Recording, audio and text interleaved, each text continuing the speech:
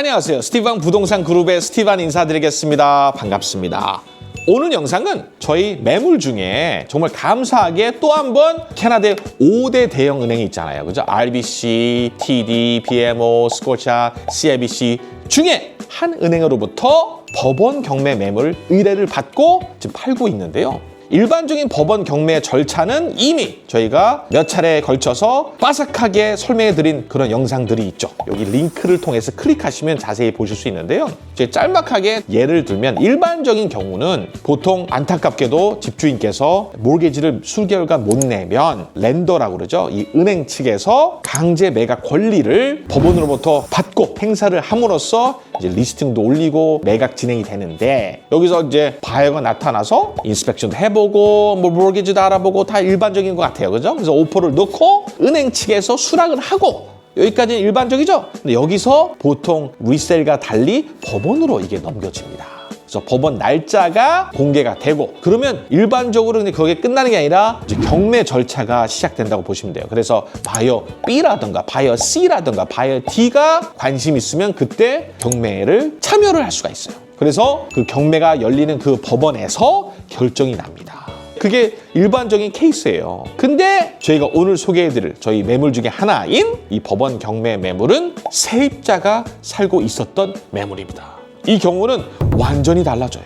일반적인 세입자가 살고 있을 때 집 파는 거 있잖아요. 그것처럼 Residential Tenancy Act라고 하는데 임대차 보호법에 적용되지 않는다는 거. 근데 보통 3 full months 노티스를 받으시고 마지막 달치 렌트비 보상까지 받고 나가셔야 되는 경우인데, 이런 foreclosure, 은행이 법원으로부터 강제 매각 권리를 받고 행사하는 경우는 세입자들은 보호받지 않는다는 거. 그냥 퇴거 노티스를 받고 나가셔야 되는 경우가 있습니다. 그래서 실제로 저희가 은행으로부터 의뢰받고 이 세입자를 찾아갔죠. 그래서 이렇게 상황 설명을 해드렸어요. 이 법이 이런데 어떻게 해요? 너무 안타깝잖아요. 그래서 이분들이 너무 놀라시더라고요. 그래서 좀 알아보더니 역시 기다리지 않고 한 3주 만에 다른 집을 찾았다라고 해서 스스로 나간 경우가 있었습니다. 왜냐면 3개월 노티스도 못 받고 법원 명령을 준수해야 되는 의무가 있기 때문에 기다릴 필요가 없죠. 심지어 법원 경매 절차를 밟을 중에서도 세입자들은 렌트비를 납부해야 되는 의무도 있고요. 그러니까 여러 가지 면에서 진짜 마른 하늘에 날벼락이 났습니다.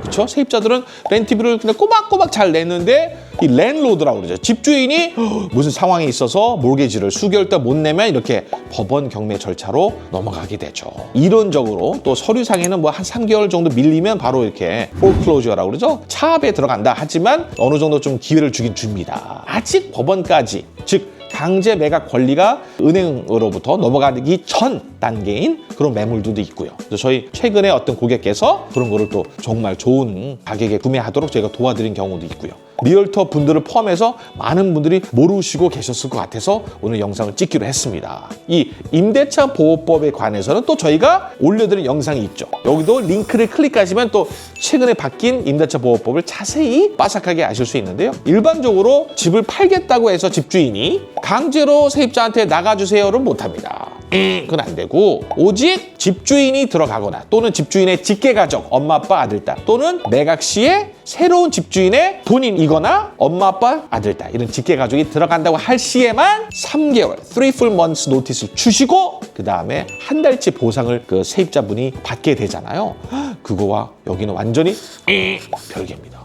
많이 놀라실 수도 있는데 이 법이 언젠가 바뀔 수도 있겠지만, 이런 foreclosure, 법원 경매 절차에서는 팔리게 되면 퇴거 노티스를 이게 3개월이 아니고 보통 28일에 법원에서 승인이 떨어지고 나서 등기 이전이라고 그러잖아. 컴플리션이 일어나거든요. 그리고 키 받는 날을 포제션이라고 하는데 29일째, 그 다음날에 키를 건네줘야 되는 상황이라서 정말 한 달 만에 법원에서 승인이 떨어지면 강제로 퇴거가 돼야 되는 상황입니다. 정말 놀라셨죠? 아니, 이런 캐나다에서 이렇게 세입자가 보호 못 받는 그런 경우가 있나? 맞습니다. foreclosure 상황에서는 이런 임대차 보호법이 적용이 되지 않는다는 거. 제 입으로 이렇게 말씀드리기가 참 민망하지만 저희처럼 이렇게 법원 경매 절차를 진행하고 또 참여해본 리얼터들이 많지는 않습니다. 그리고 이렇게 대형 은행으로부터 다이렉트로 법원 경매 매물을 의뢰를 받고 또 판매하는 그런 리얼터들은 더더욱이 없는 것 같고요. 그래서 이런 법원 경매 매물에 관심이 있으시거나 궁금하신 점 있으시면 어떻게 되겠어요? 저희 대표 번호 778-903-8949 밴쿠버 부동산 8949로 전화 주시면 저희가 성심성의껏 상담해 드리도록 하겠습니다. 오늘 영상도 유익하셨다면 구독, 좋아요, 알림 설정까지 부탁드리겠습니다. 바이바이.